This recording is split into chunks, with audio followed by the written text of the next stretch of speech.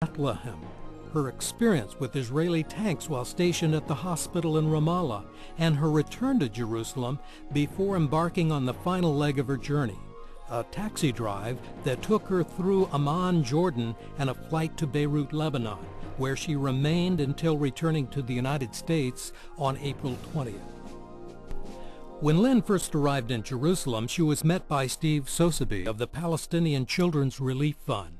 Steve Sosebee is the head of the Palestine Children's Relief Fund. He's a really good guy. He's from Kent, Ohio. That's where the PCR office is based. He actually was a journalist who went to the Middle East about 10 to 12 years ago on human rights issues.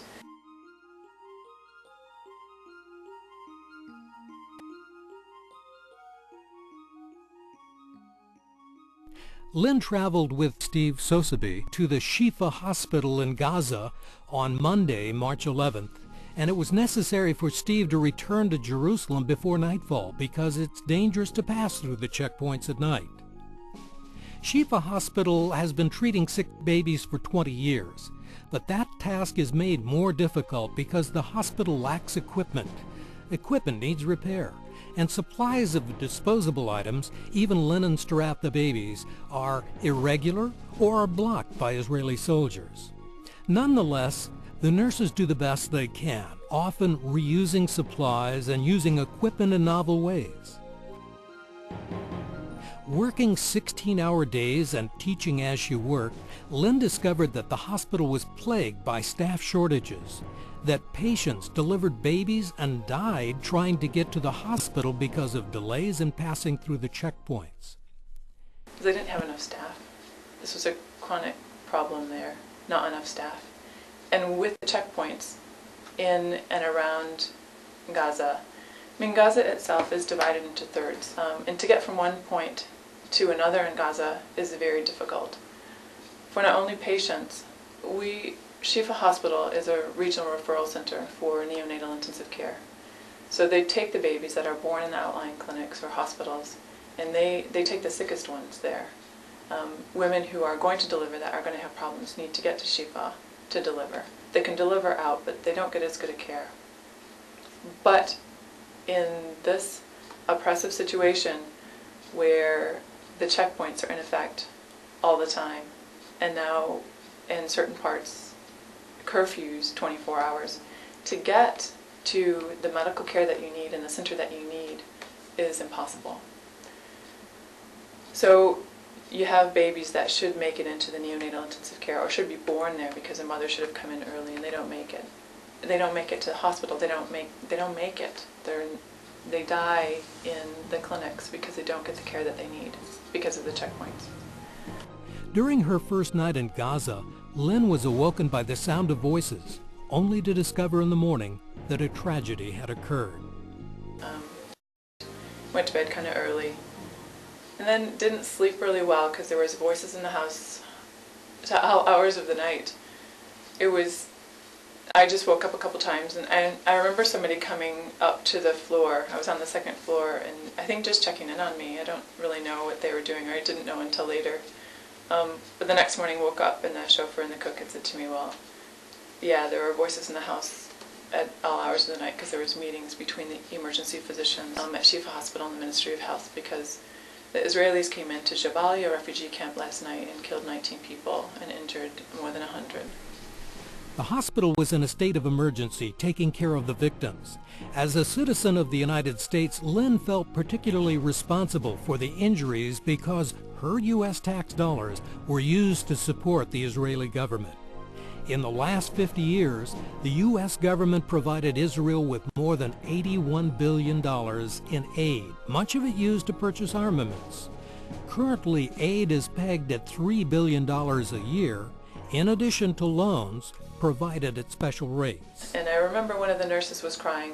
I helped her start an IV on a baby, and she didn't know me. I was just some American that was over there, humanitarian aid. Steve sent her over, but I helped her start an IV, and she said to me that she was crying because one of her brothers had been killed last night, and she was at the hospital working. On March 17th, a Sunday, Lynn took a taxi to Jerusalem and retrieved the bundle of supplies that she'd set aside for the Caritas Baby Hospital in Bethlehem. Because the Israelis have divided Palestine into so many sectors, it was very difficult to guide a visitor through the checkpoints to Bethlehem. When she arrived in Bethlehem, Lynn stayed in a small Benedictine monastery located near the Caritas Baby Hospital. So when I walked in, there was a baby that was turning blue, his heart rate was dropping. And I walked right in and basically kind of talked them through a neonatal resuscitation, which is what I teach. And I think God put you in the right place at the right time for certain things, and that was just a perfect introduction to, this is Lynn, she's an American nurse, she's here to teach resuscitation, and they listened to me really well after that.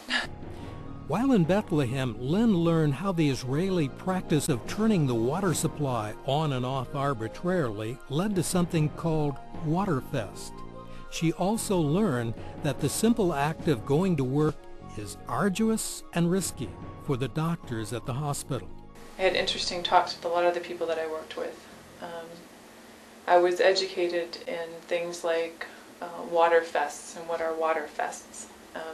The cook was telling me that she had been recently there. I think she had been there a couple years, and recently after she got there, a lot of her staff had come into work really tired, but clean, and really tired, and she asked them why, what's wrong. She said, oh, well, the water was turned on at 2 in the morning this morning. I had been off for 10 days, and that's usual to be cut off, especially in the hot summer months. They just cut off the water for like 10 days at a time, and nobody knows when it's going to be turned back on. But it gets turned back on, and you wake your neighbors up, and you do your washing, and you scrub the floors, and you take a shower, and after 10 days of not having any water. And that's just normal stuff there. One of the physicians I worked with there, Dr. Jamal, had worked for about 10 years in the U.S., and had gone back to Palestine to help his people out, and he was from there. And he said, never in my life would I ever have thought that I would have to walk across the mountains for 3 hours to get to work, carrying nothing.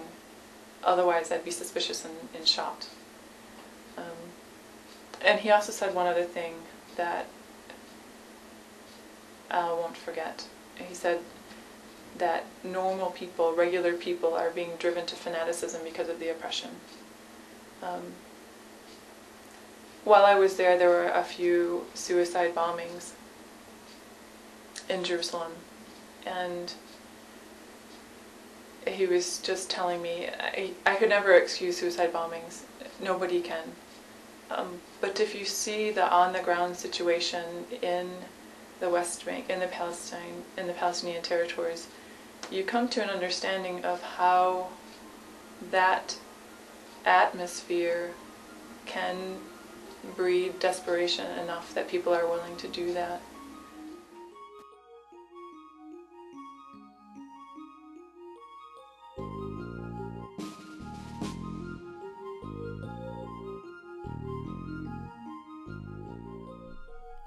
There are 2 bad checkpoints at Ramallah. The second one is worse. While passing through it, Lynn saw the soldiers fire a gun to frighten an old woman. And when Lynn finally reached the guards and stated her reason for visiting Ramallah, she was told by the soldiers, "This is not California. This is not your war." It was at Ramallah that Lynn became familiar with the term checkpoint babies.